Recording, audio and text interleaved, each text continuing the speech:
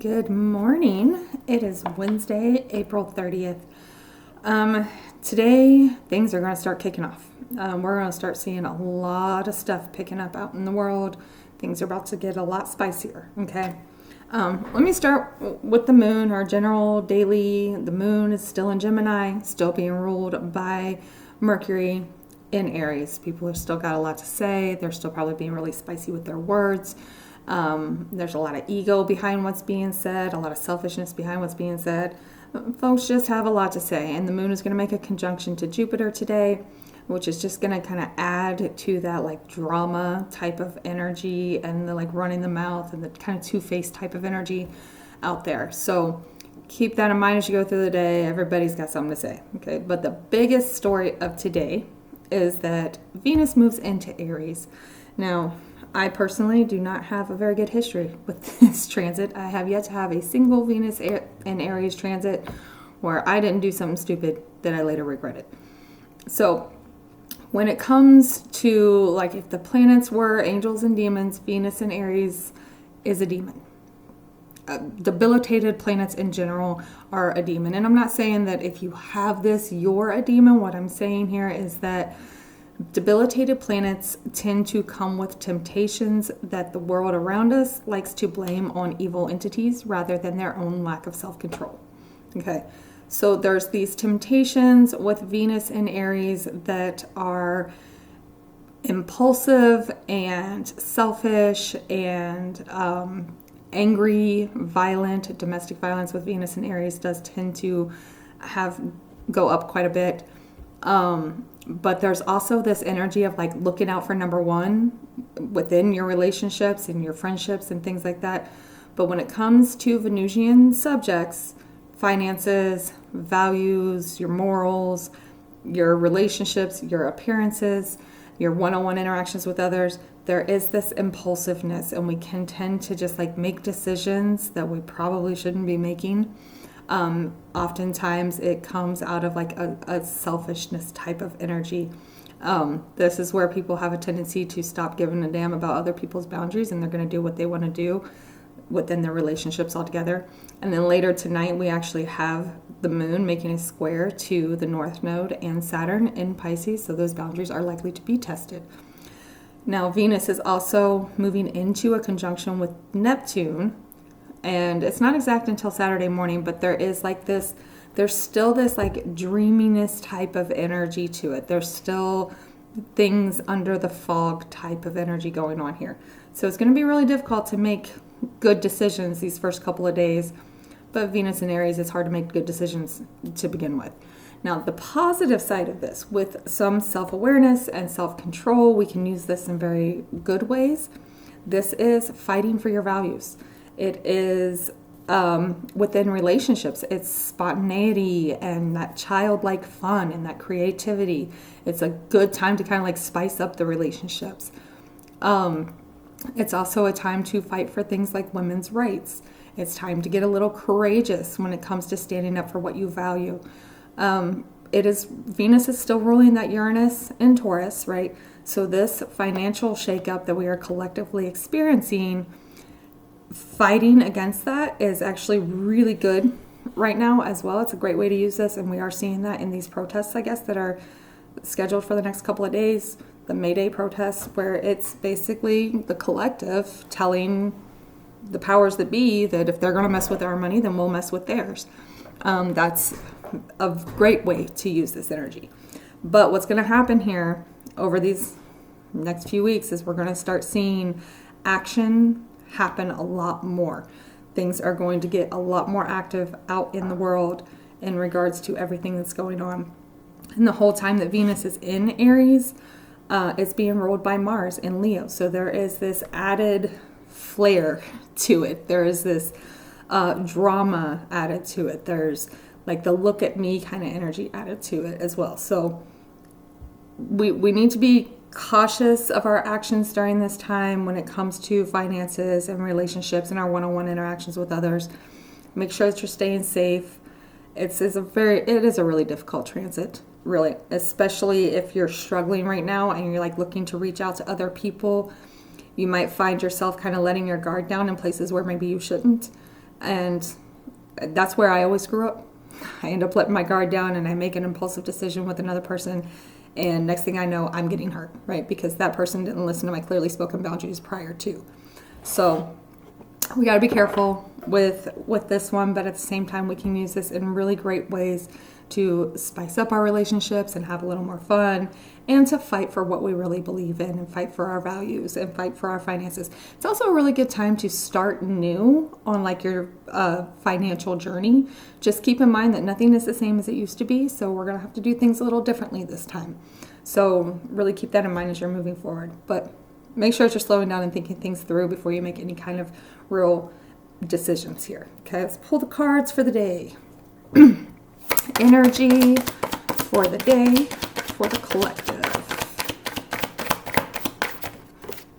Ooh, what do you have? Death. There's transformation, that ending and starting new. I actually really like this for this energy because Aries is the beginning of the zodiac. So it is fresh starts. It is really kind of almost innocent type of energy, which is why we tend to make some kind of questionable decisions, because we're not thinking things through. We're approaching them from this more childlike view. But take the things that you've been learning over this last, especially during this retrograde. We're still not completely out of that retrograde energy. Take those lessons and how can you change, right? How are we starting fresh? How are we transforming? And that's kind of that energy of the day. I know I've kind of got this feeling of like something's coming, right? So there is this energy of things are ending and new things are beginning, okay? What to focus on?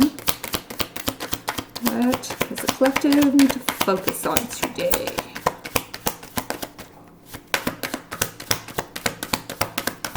It doesn't want to tell us. This deck is usually really jumpy too.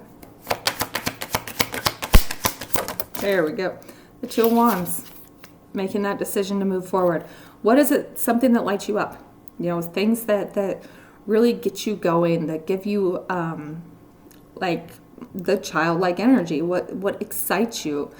Focus on that. I'm sorry, that's the Three of Wands. My bad. So what excites you? What is it that you're wanting to move towards? You might be seeing that kind of break loose with Venus moving into Aries. That's movement. Aries likes to move. So you might have been feeling kind of stagnant, and now we're in this situation where we can actually move forward and really focus on that. What is it that you've been trying to manifest? Is it going to start happening for you? Are you starting to see those things come in? Okay. What to avoid today? What does the collective need to avoid today? Have to be like the Lovers or something. Oh, nope. Queen of Cups. Sometimes our empathy can get us in trouble. And I hate to say that. I believe in empathy. I believe in compassion.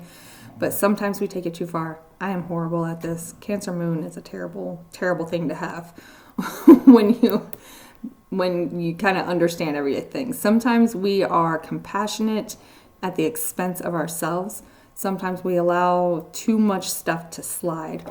There is very much an energy today with that Venus approaching the Neptune and the moon being in Gemini of gaslighting and manipulation and like using anger as a manipulation tool, but also like semantics, arguing semantics as a manipulation tool as well. So keep that in mind. Sometimes our compassion can get us in trouble, so we need to take it down a notch and realize, are we letting our boundaries down in the name of being empathetic when maybe this just isn't where you should be handing that empathy out, okay? You got to protect yourself. You got to protect what's coming in for you. It was actually the personal message that I got today was don't let things in that are going to stop your blessings from coming in. Don't have that so much compassion that you're willing to allow people a third, fourth, fifth chance to do dirty again and screw up what's coming in for you, okay? Bottom of the deck is Ace of Pentacles too. Look at that. That's that new financial beginning, the new planting that seed of stability and finances and things of that nature. Okay, clarifiers for the Death card here. Clarifiers for, I actually got Death for myself this morning too. That's funny. We have Two of Swords, little crossroadsy energy. And the Eight of Cups. Making that decision to walk away from things, letting that old stuff go, doing that little spiritual trek type of energy. And of course, the Two of Swords is that crossroads energy where you can't really see the path forward and you got to lean on your intuition. That North Node in Pisces is really trying to push us in that direction of leaning on our intuition a little more. So that is that energy of the day. Something's ending. We've got to start fresh, which means we got to let go of something to be able to move forward there. Okay. Clarifiers for our Three of Wands. We have the High Priest, which is the Hierophant in the traditional deck. Two of Cups and Three of Swords. All right. Hey, who knows? Maybe you're manifesting the ex coming back just so you can tell him off. So we're focusing on what's coming in for us, the things that light us up, right? But we really need to make sure that, like, we're listening to logic. We're listening to kind of a combination of logic and spiritual guidance here. The High Priest is like, it's like your pastor, your preacher, you know, that one that teaches you the spiritual ways, but also says, hey, you know, you got to use your common sense here as well. That is really that nodal axis that we're in. You know, you don't completely let go of that Virgo energy, but you hold on to that logic side of it and bring that logic into that intuitive side. So really make sure that you're listening on that when it comes to your, you know, one-on-one interactions with others, whether they're romantic or otherwise. And make sure that you're listening to the intuition. If it's telling you that something is not going to go right here, listen to that, because we want to make sure we're not making impulsive decisions when it comes to relationships right now. Relationship can throw your whole life off. A bad relationship can throw your whole life off.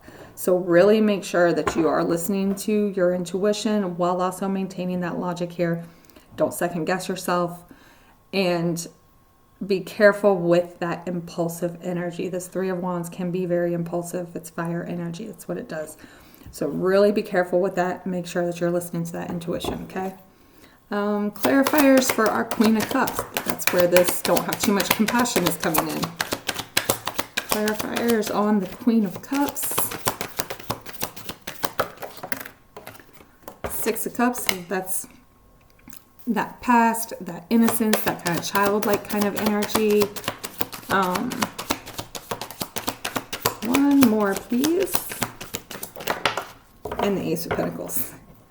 Don't let them folks from the past come back and promise you the world, okay? Ooh, that's fun. Yeah, if you've got folks from the past and they're coming back, they're like, oh, I want to apologize. Again, if you need to hear them out, hear them out. Let them say what they want to say if you've got the bandwidth to listen to it, okay? But that doesn't mean you have to take on everything that they're saying. It doesn't mean you have to believe everything they're saying. You got to listen to your intuition here and not make those sudden decisions based on those emotions, right? So very much do not have too much compassion for people from the past that come in offering you the world here. Bottom of the deck is Karma. This is Judgment in the traditional deck. This is a second chance to do things differently. Don't repeat your same mistakes. This one's hard. I personally, and maybe it's just because I have a debilitated Venus myself, and so I already deal with a lot of these temptations on a personal level, and my natal Mars is conjunct my ascendant, so I do have a really bad tendency of just doing things and then regretting them later, particularly when it comes to relationships. So really slow down today. Make sure that you're letting your intuition guide you, but you're not letting go of common sense here. Don't be too compassionate for folks that have hurt you in the past. Make sure that you're protecting your manifestations. Don't throw away the things that you've been wanting and the things you've been working for somebody who's going to promise you the world, despite the fact that they have not shown you that that's exactly who they are and that that's what they're going to do.